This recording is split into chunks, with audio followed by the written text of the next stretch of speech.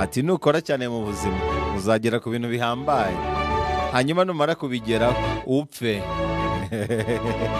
Uko wagera ku bintu bihambaye kose n'ubundi bizarangira upfuye.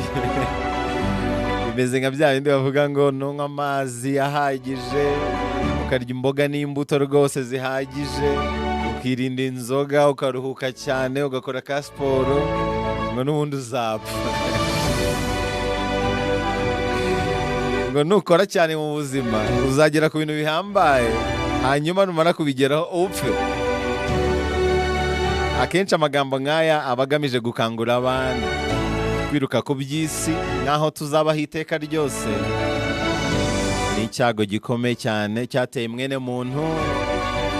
Abantu biruka ku by'isi nk'aho bazahoraho, akirengagiza ko nko mu myaka 200 iri imbere buri kimwe cyose witwa kutunze kizaba kiri mu maboko y'abantu utazi.